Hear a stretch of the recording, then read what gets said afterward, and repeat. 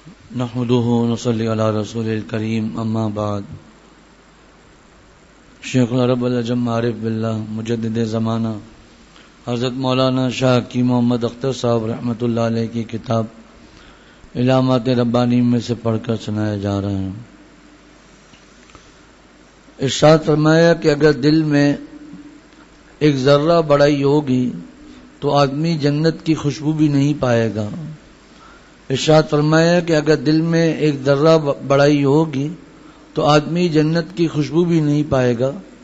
لیکن یہاں ایک اشکال ہوتا ہے کہ ایک آدمی عالم ہے، حافظ ہے، معتمم ہے، محدث ہے، مفتی ہے، صاحب نسبت ہے، کسی بزرگ کا خلیفہ ہے، اور ایک شخص بالکل جاہل ہے، آلو بیچ رہا ہے، جوتا گانٹ رہا ہے، نہ نماز ہے نہ روزہ، کوئی نیک عمل نہیں کرتا، یا ایک شخص شرابی ہے، زانی ہے، دنیا بھر کی خرافات میں مبتلا ہے. تو ایسے شخص سے وہ اپنے کو کیسے حقیر سمجھے؟ یہاں مجدد زمانہ کے علوم کی داد دینی پڑتی ہے. حضرت کے علوم ایسے ہیں کہ آپ کہیں مثال نہیں پائیں گے. اولئک آبائی فجئنی بمثلہم. حضرت فرماتے ہیں کہ کبر سے نجات کے لیے صرف احتمال قائم کر لو تو نجات ہو جائے گی. اب یہ سوال ہو سکتا ہے نا کہ ایک آدمی، اب اس پر ہمارے حضرت نے کئی مثالیں دی. جیسے ایک حضرت والا محی السنہ مولانا شاہ الحق صاحب رحمۃ اللہ علیہ سے کسی نے پوچھا کہ حضرت آپ فرماتے ہیں کہ کسی کو حقیر مت سمجھو. ایک آدمی ہمارے جاننے والا ہے، رشتہ دار ہے، دوست ہے، پڑوسی ہے، ہم اپنی آنکھوں سے اس کو گناہ کبیرہ کرتے ہوئے دیکھ رہے ہیں، اس کو کیسے حقیر نہ سمجھیں؟ ہمیں پتہ ہے کہ یہ ان گناہوں میں مبتلا ہے، کتنا بھی اپنے آپ کو بچائیں تو نظر تو آ ہی جائے گا. یا نماز کا معاملہ ہے، ایک پڑوسی ہے، پتہ ہے کہ نماز پہ آتا ہی نہیں ہے، یا کوئی دکان والا ہے، دیکھ رہے ہیں کہ نماز پہ آتے جاتے کہ دکان تو کھلی ہوئی ہے اور آخر تک نماز نہیں پڑھی، کیسے اس کو حقیر نہ سمجھیں؟ محی السنہ حضرت مولانا شاہ الحق صاحب رحمۃ اللہ علیہ نے ان صاحب سے پوچھا کہ آپ کے گھر میں کتنے کمرے ہیں؟ کہا حضرت 4 کمرے ہیں. کہا فرمایا کہ اگر ایک کمرے میں لائٹ نہ ہو تو بقیہ 3 کمروں میں لائٹ ہے، اس ایک کمرے میں لائٹ نہ ہو تو؟ کہا حضرت بظاہر فیوز کا مسئلہ ہوگا، وائرنگ سب مکمل ہے، کوئی فیوز کا مسئلہ ہوگا، اس کو صحیح کروں گا لائٹ آ جائے گی. تو حضرت والا اردوئی رحمۃ اللہ علیہ نے مثال دی، فرمایا کہ بھائی اسی طرح مسلمان ہے، وائرنگ مکمل ہے، صرف توبہ کی فیوز لگانے کی دیر ہے، توبہ کرے گا سب معاملات صحیح ہو جائیں گے. اب حقیق سمجھ کے دیکھا ہے. اسی طرح اگر وہ کافر ہے پھر تو کلمہ پڑھ لے. کتنی مثالیں ہمارے سامنے ہیں کہ کافر ہے اور بڑھاپے میں کلمہ پڑھ لیا. اب جس نے اس کو حقیر سمجھا ہے اس کا کیا معاملہ ہوگا؟ پھر ہمارے حضرت نے بھی اسی طرح کی ایک مثال دی. جیسے یہاں پر فرمایا کہ ایک آدمی حافظ بھی ہے، عالم بھی ہے، مفتی بھی ہے، صاحب نسبت ہے. پھر حضرت نے اس میں اور اضافہ کیا ہمارے حضرت والا رحمۃ اللہ علیہ نے کہ وہ سمجھ لو مالدار ترین شخص بھی ہے، یعنی دین اور دنیا دونوں اعتبار سے بہت آگے ہے. اب وہ ساؤتھ افریقہ کے جنگل میں گیا ہوا ہے، وہاں پر شیر درندے سب کھلے ہوئے ہیں. اس کو اپنا ایک دوست ملتا ہے، ملاقات ہوتی ہے تو اس کا دوست اسے کہتا ہے گلے لگا کر اور کہتا ہے کیا آپ کی تلاوت ہے، کیا آپ کا بیان ہے، کیا آپ کے علوم ہے، کیا آپ کا سبق ہے، کیا فلاں. اب جب یہ تعریف کر رہا ہے تو اس محدث مالدار قاری عالم کے سامنے شیر ہے، تھوڑا سا دور ابھی ہے. وہ کہتا ہے بھائی چھوڑو ابھی بعد میں بات کریں گے، شیر حملہ. وہ تعریفوں میں لگا ہوا ہے. اب وہ تعریف پر تعریف کیے جا رہا ہے، لیکن آپ بتائیے کہ اس کا دھیان اس تعریف پر ہوگا یا اس کا دھیان اس شیر پر ہوگا کہ یہ شیر آگے تو نہیں بڑھ رہا، شیر دوڑ تو نہیں رہا میری طرف. ہر وقت اس کو ڈر لگا رہے گا نا، کیونکہ شیر سامنے ہے.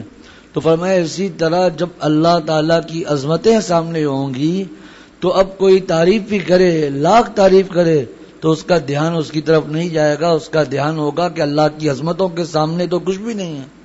شیر کو دیکھ کر سب بھول گیا کہ میں حافظ ہوں، میں عالم ہوں، وہ تعریف کر رہا ہے اس پر دھیان نہیں جا رہا. تو جب خالق کے شیر سامنے ہو، اس کی عظمتیں سامنے ہوں تو دھیان کیسے جائے گا؟ تو حضرت حکیم الامت تھانوی رحمۃ اللہ علیہ کیا فرما رہے ہیں کہ اپنے آپ کو حقیق سمجھنے کے لیے احتمال کافی ہے. بس ہو سکتا ہے ایسا ہو جائے، ہو سکتا ہے یہ توبہ کر لے، اب بتائیے تینوں ہمارے بزرگوں کی جو مثالیں ہیں کیسی شاندار مثالیں ہیں، کتنی زبردست مثالیں ہیں. اگر یہ باتیں سامنے ہوں تو یہ اشکال ہی ختم ہو جائے گا. ورنہ یہ کیسے ہو سکتا ہے کہ ایک آدمی بیان کر رہا ہے اور بیان کے بعد سب اس کی تعریف کر رہے ہیں، ماشاءاللہ آپ کا بیان، تو کیا اس کو اندازہ نہیں ہے کہ اللہ تعالیٰ نے مجھ سے کیسا بیان کروایا ہے؟ اس کو اندازہ ہے. جیسے ترجمان اکابر شیخ الحدیث حضرت مولانا شاہ عبد المتین صاحب دامت برکاتہم نے بیان ختم کیا، خود ہی فرما دیا کہ بھائی اس کو چھپوانا ہے. یا کوئی ساتھی نے کہہ دیا تو کیوں چھپوانا ہے بھائی، خاص بیان ہوا اسی لیے چھپوانا ہے نا. لیکن وہ اپنے آپ کو سمجھتے نہیں ہیں، وہ سمجھتے ہیں اللہ تعالیٰ کا احسان ہے. فرمایا اس کی مثال تو ایسی ہے کہ باپ نے اپنے بیٹے کا ہاتھ پکڑا، چھوٹا بچہ ہے، اور اس سے اللہ کا نام لکھوا دیا، اس سے اپنا نام لکھوا دیا، اور باپ کہتا ہے واہ میرے بچے نے کیا خوبصورت لکھا ہے. تو یہی معاملہ اللہ تعالیٰ کا ہے. اب جس کو اپنے ذہانت پر ناز ہے، اپنی تقریر پر ناز ہے، آپ بتائیے اگر خدا نہ خواستہ زبان پر فالج گر جائے، اب بیان کر کے دکھاؤ. آپ کو اپنی تحریر پر اتنا ناز ہے، اگر اس ہاتھ پر فالج گر جائے اب لکھ کر دکھاؤ. جس چیز اپنی تلاوت پر ناز ہے، زبان پر لقوہ گر گیا، فالج ہو گیا، اب تلاوت کر کے دکھاؤ. تو یہ کس کا کمال ہے، کس کا احسان ہے، کس کی عطا ہے؟ اللہ ہی کی تو عطا ہے. جو ہمیں اللہ تعالیٰ کمال عطا فرمائے، ما اصابک من حسنۃ فمن اللہ، اے اللہ جو آپ نے نیکیاں عطا فرمائیں، جو مجھ سے بھلائی ہو جائے آپ کی عطا ہے، آپ کی طرف سے، آپ کا کرم ہے. آپ چاہیں ہمیں، یہ کرم ہے آپ کا، ورنہ ہم اس چاہنے کے قابل نہیں. وما اصابک من سیئۃ فمن نفسک، اور جو مجھ سے برائی ہو جائے وہ میری ذات کی طرف سے ہے. تو میرے دوستوں اور ساتھیوں، اب یہ جب نماز پڑھا لی، قرآن سنایا، پورے تراویحوں میں ایک غلطی نہیں آئی، تو کیا اس قاری صاحب کو، اس حافظ صاحب کو اندازہ نہیں ہے کہ میرا قرآن بڑا پکا ہے، میری ایک غلطی نہیں آئی؟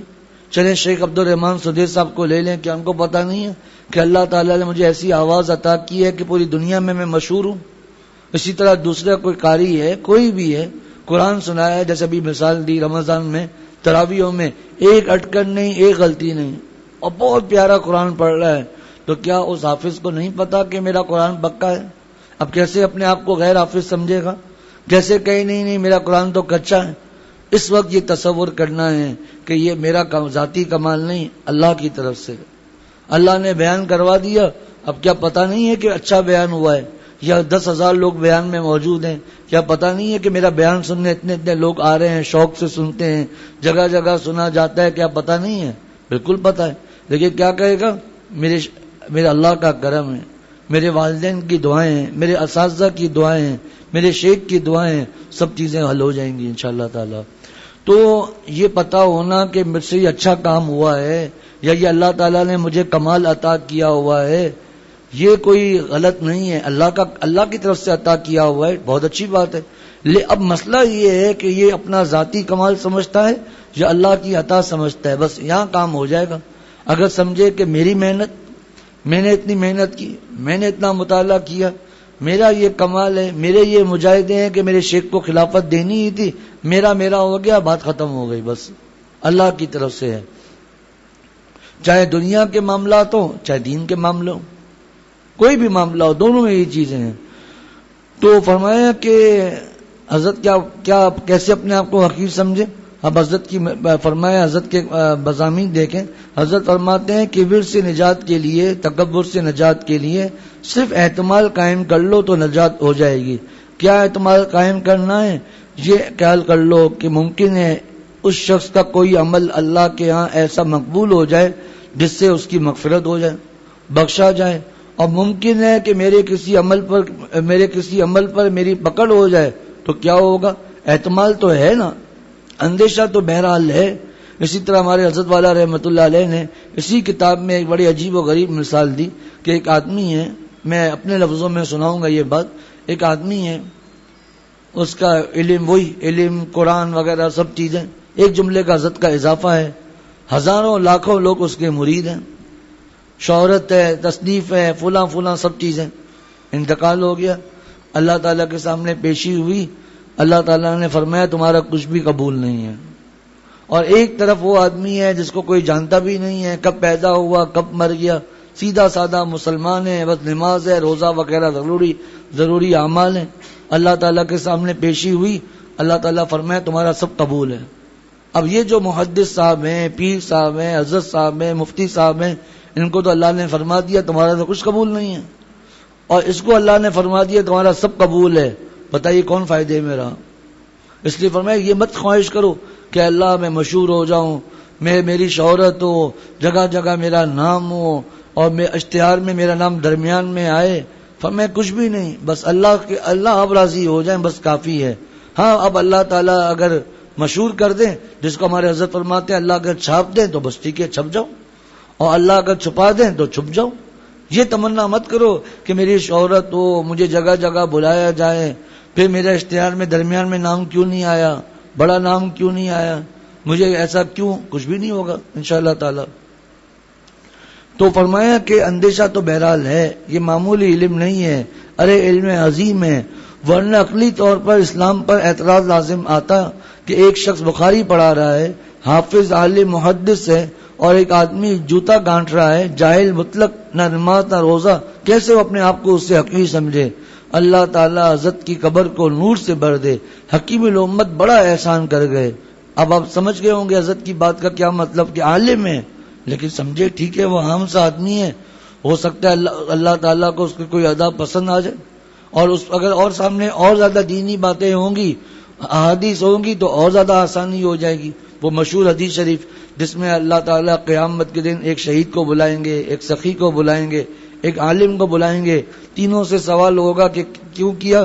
وہ کہے گا اللہ کے کہ نہیں، ہمارے لیے نہیں ہے، یہ تو اس لیے تھا کہ تمہیں شہید کہا جائے، وہ تو کہا جاؤ دوزخ میں، یہ تو اس لیے تھا کہ تمہیں بڑا قاری کہا جائے، عالم کہا جائے، حافظ کہا جائے، وہ ہو گیا جاؤ دوزخ میں، یہ تو اس لیے ہے کہ کہا جائے گا بڑا سخی تھا، جگہ جگہ پیسے، وہ تو کہہ دیا جاؤ دوزخ میں۔ بتائیے اتنے بڑے بڑے عمل کرنے والے میرے شیخ عارف باللہ حضرت مولانا شاہ حکیم محمد اختر صاحب رحمۃ اللہ علیہ فرماتے تھے، ارے بھائی ایک ہی تو گناہ تھا، صرف کہتے ہیں ایک گناہ سے کیا ہوتا ہے، ارے بھائی اتنی پوری زندگی نیکیاں، لیکن ایک ہی تو گناہ تھا، دکھاوا، ریا، دوزخ کا فیصلہ ہو گیا۔ تو فرمایا اللہ حضرت کی قبر کو نور۔ اب دیکھیں یہ معاملہ بھی آ گیا، بتا لیے قبول ہے یا نہیں ہے۔ حکیم الامت بڑا احسان کر گئے۔ کوئی تو بات تھی دوستوں کے بڑے بڑے علماء وہاں جا کر گھٹنے ٹیکتے تھے، ہم نے نہیں دیکھا کہ اتنے علماء کسی شخص سے رجوع ہوئے ہوں۔ شاہ عبد الغنی صاحب، مفتی شفیع صاحب، علامہ سید سلیمان ندوی، مولانا شبیر احمد عثمانی، مولانا ظفر احمد عثمانی رحمۃ اللہ علیہ، اور نہ جانے کتنے بڑے بڑے علماء حضرت سے بیعت تھے۔ حضرت کی ذہانت بھی غضب کی تھی۔ ذہانت پہ قصہ سنو، مفتی اعظم ہند مفتی کفایت اللہ صاحب رحمۃ اللہ علیہ کے نام سے کون واقف نہیں؟ کتاب لکھی ہے تعلیم الاسلام، ایسی زبردست کتاب ہے، لوگ سمجھتے ہیں بچوں کے لیے، نہیں بڑوں کے لیے بھی ہے۔ ضروری باتیں، عقائد، مسائل سب آسان انداز میں سوال جواب کی صورت میں سمجھا دیے حضرت مفتی کفایت اللہ صاحب نے رحمۃ اللہ علیہ۔ کتنے بڑے عالم تھے، دہلی کے زبردست عالم گزرے ہیں اور بہت غریب تھے پہلے۔ دیوبند پڑھنے سے پہلے مراد آباد شاہی مسجد کے مدرسے میں پڑھنے گئے تھے دیوبند سے پہلے۔ وہاں کے محتمم صاحب نے داخلہ دینے سے انکار کر دیا کہ ہمارے پاس روٹی کا انتظام نہیں، ہم آپ کو کھانا نہیں دے سکیں گے۔ انہوں نے کہا کہ آپ 2 وقت کے بجائے ایک ہی وقت کی روٹی دے دینا۔ محتمم صاحب نے کہا ایک وقت کا بھی انتظام نہیں ہو سکتا، مجبوراً دیوبند چلے گئے اور شیخ الہند رحمۃ اللہ علیہ سے پڑھا۔ پھر اتنے بڑے عالم ہوئے کہ اسی شاہی مدرسہ مراد آباد والوں نے حضرت شیخ الہند رحمۃ اللہ علیہ کو بیان کے لیے دعوت دی۔ سارے شہر میں حضرت شیخ الہند کے اشتہارات لگ گئے۔ اچانک حضرت بیمار ہو گئے اور سفر کے قابل نہیں رہے تو اپنے شاگرد مفتی کفایت اللہ صاحب کو نائب بنا کر مراد آباد بھیجا۔ حضرت مفتی صاحب اسٹیشن پر اترے تو استقبال کرنے والوں میں یہ محتمم صاحب بھی تھے، جنہوں نے داخلہ دینے سے منع کر دیا تھا وہ بھی تھے، جنہوں نے غربت کی وجہ سے داخلہ نہیں دیا تھا۔ جس تانگے میں مفتی صاحب بیٹھے تھے تو گھوڑوں کی جگہ 2 آدمی اس کو کھینچ رہے تھے، جن میں ایک یہ محتمم صاحب بھی تھے۔ مفتی صاحب نے انہیں پہچان لیا لیکن یہ نہ پہچان سکے۔ جب مدرسے پہنچے تو ان محتمم صاحب سے فرمایا کہ آپ نے مجھے پہچانا؟ کہا ہم کیا پہچانے، ہم تو گئے تھے حضرت شیخ الہند کو لینے، اب آپ کو ان کا نائب بنا کر استقبال کر کے لے آئے۔ فرمایا کہ میں وہی طالب علم ہوں جن کو آپ نے غربت کی وجہ سے روٹی دینے سے انکار کیا. میرا نام کفایت اللہ ہے. حضرت فرماتے محتمم صاحب رونے لگے کہ اللہ نے آپ کو کہاں سے کہاں پہنچایا. تو انگریز کے خلاف تحریک کے زمانے میں مفتی صاحب تھانہ بھون گئے تاکہ حضرت تھانوی رحمۃ اللہ علیہ کو ساتھ دینے پر قائل کر سکیں. آ کر عرض کیا کہ حضرت اگر آپ تحریک کی خلافت میں کھڑے ہو جائیں تو ساری قوم کھڑی ہو جائے گی. حضرت نے فرمایا مفتی صاحب ذرا سوچ لیجیے آپ کیا کہہ رہے ہیں. تھوڑی دیر آنکھ بند کر کے سوچا اور کہا حضرت سوچ لیا, اگر آپ کھڑے ہو جائیں تو ساری قوم کھڑی ہو جائے گی. فرمایا مفتی صاحب اور سوچ لیجیے. 3 مرتبہ فرمایا کہ اور سوچ لیجیے. وہ ہر دفعہ یہی کہتے. پھر حضرت نے فرمایا مفتی صاحب آپ غلط کہتے ہیں. اگر قوم میں میری اتنی مقبولیت ہے کہ میں کھڑا ہو جاؤں تو بقول آپ کے ساری قوم کھڑی ہو جائے گی, تو جب میں بیٹھا ہوا ہوں نہیں کھڑا ہو رہا تو ساری قوم کیوں نہیں بیٹھ جاتی. مفتی صاحب جیسی شخصیت لاجواب ہو گئی. حضرت نے فرمایا کہ میں کانگریس میں مسلمانوں کی شرکت کو مسلمانوں کی دینی موت سمجھتا ہوں. اس زمانے میں جو حکومتیں تھیں ان کے معاملات ہیں. اللہ تعالیٰ ہم سب کو عمل کی توفیق عطا فرمائیں اور اللہ تعالیٰ ہمیں ایسا ہی سمجھنے کی توفیق عطا. ہمارے حضرت نے اس پر اور بھی بہت سی مثالیں دی. ایک اور مثال یاد آ رہی ہے کہ اپنے عمل کو کچھ مت سمجھو. فرمایا کہ ایک آدمی تھا دیہات کا, گاؤں کا, وہ اپنے پشت پر ایک بوری میں چوڑیاں لے کر جا رہا تھا. دیہات تھا تو ایک دیہاتی کے پاس ڈنڈا تھا. اس دیہاتی نے اس تھیلے پر وہ جو کپڑا تھا, رومال تھا جس میں چوڑیاں تھی, اس کو ہلکا تھا ڈنڈا مارا. عادت ہے مار کر پوچھنے کی یہ کیا ہے. تو اس آدمی کو بڑا غصہ آیا تو اس نے غصے سے کہا کہ ایک اور مار لو تو کچھ بھی نہیں ہے. یعنی اس میں چوڑیاں ہیں, آدھی چوڑیاں تو آپ نے ویسے ہی توڑ دی, تو ایک اور مارو تو کچھ بھی نہیں. کیا مطلب ہمارے اعمال کا معاملہ کہ پتہ نہیں وہاں قبول ہے یا نہیں ہے, اور اگر بڑائی آ گئی دوسرے کو حقیر سمجھ لیا, اب یہ بھی گئے. اسی طرح حضرت والا نے اس کی ایک اور مثال بھی دی. فرمایا کہ حضرت شاہ عبد الغنی صاحب پھولپوری رحمۃ اللہ علیہ نے فرمایا کہ ایک لڑکی تھی, اس کی شادی ہو رہی تھی. جھلنی جو ناک میں زیور پہنا جاتا ہے, جھلتا رہتا ہے, وہ اس نے پہنا ہوا تھا. تو اس کی جو سہیلیاں تھیں وہ اس کی تعریف کر رہی تھی کہ تو نے اتنا زبردست زیور پہنا ہے, یہ فلاں فلاں تعریف کر رہی ہیں. تو وہ جو دلہن تھی وہ رونے لگی.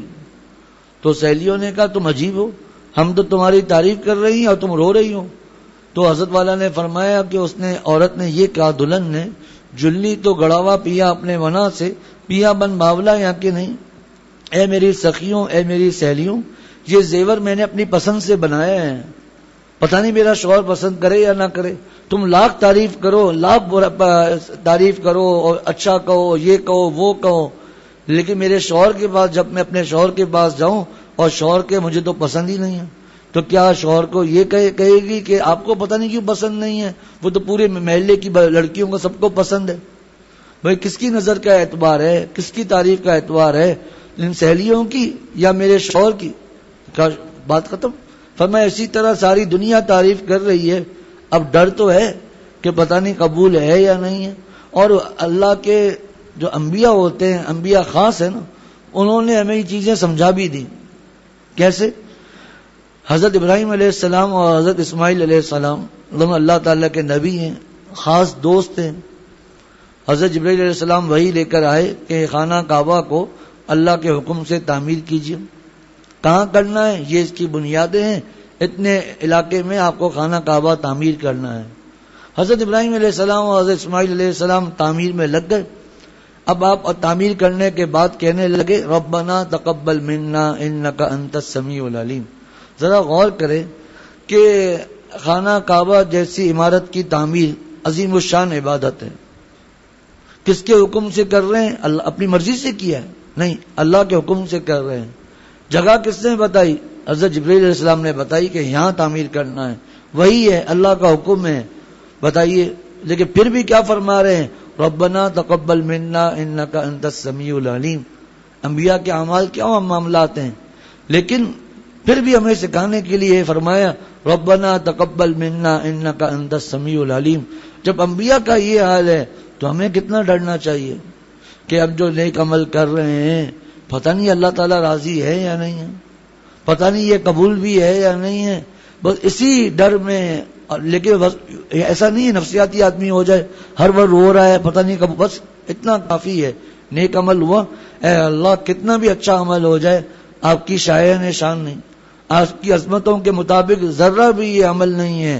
اے اللہ آپ اس کو بتکلف قبول فرما لیجئے. آپ چاہیں ہمیں، یہ کرم ہے آپ کا، ورنہ ہم اس چاہنے کے تو قابل نہیں ہیں. اے اللہ ہماری قابل نہیں کہ قبول کیا جائے. اے اللہ آپ بتکلف قبول فرما لیجئے اور قبول فرما کر ہماری نجات کا ذریعہ بنا دیجئے. بس اتنا کافی ہے. اللہ تعالیٰ ہم سب کو عمل کی توفیق عطا فرمائے. ہر عمل کے بعد اللہ تعالیٰ کی طرف نظر کرنے کی توفیق عطا فرمائے کہ اے اللہ آپ قبول فرما لیجئے. وآخر دعوانا ان الحمدللہ رب العالمین.